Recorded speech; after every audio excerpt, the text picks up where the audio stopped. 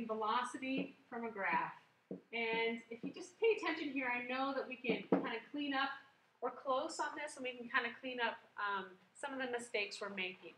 But if you look at this, just like we found the initial and final position from our last station, let's look at it here on this graph. We know that here is our starting point, a blue dot, is going to be my initial position.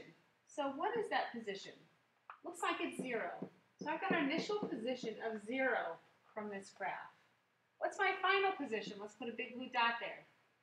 Now be careful, because a lot of people are going to want to say that this final position is at 25 seconds.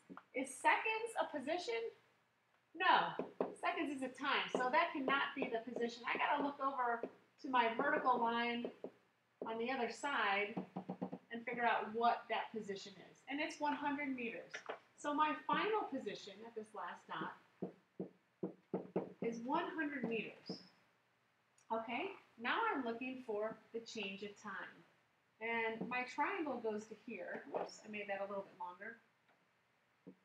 So this is my change of time for just this triangle. It looks like that's here at 25 seconds.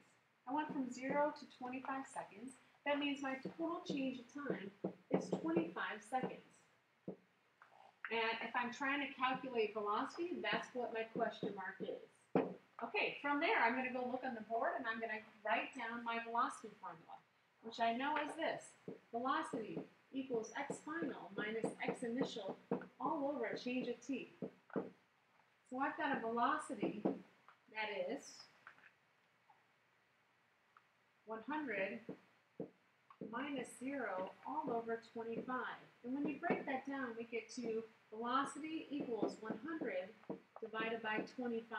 And the answer comes out to 4 meters per second when I divide 100 by 25. So that was just looking at the starting spot, wherever my first dot is, to my finishing spot, x final, and plugging it in our velocity formula. Same kind of concept of rise over run. Let's look at that one more ways. On your quiz, you had this.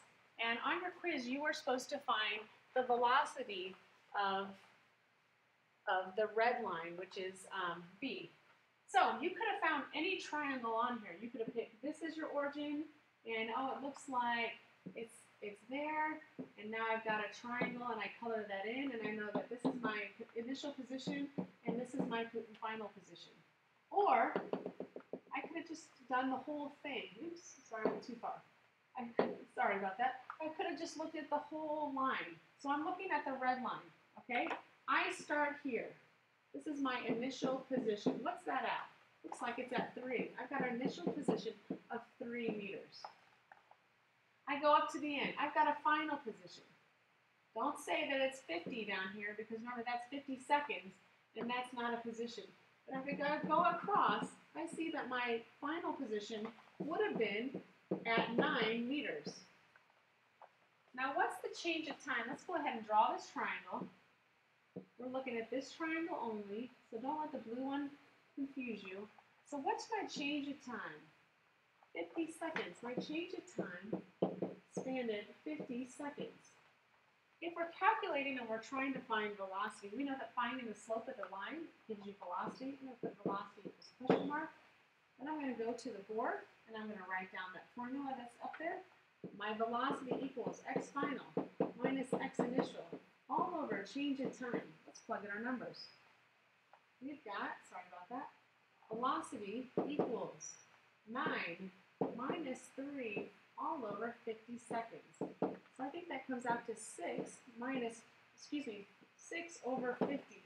And in all honesty, I need a calculator to figure that out.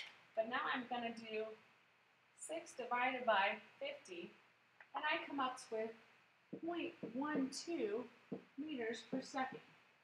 That's my slope, that's my velocity. If you see those questions asked, you're going to put what's the slope of this line, and I'm going to put 0.12 meters per second. And when it says what's the velocity of that same line, I'm going to write 0.12 meters per second. Now you try.